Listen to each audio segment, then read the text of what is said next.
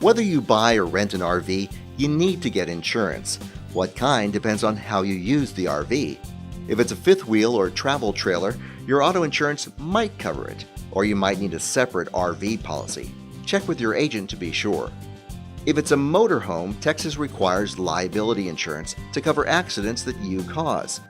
You need comprehensive and collision to cover damage to the camper itself.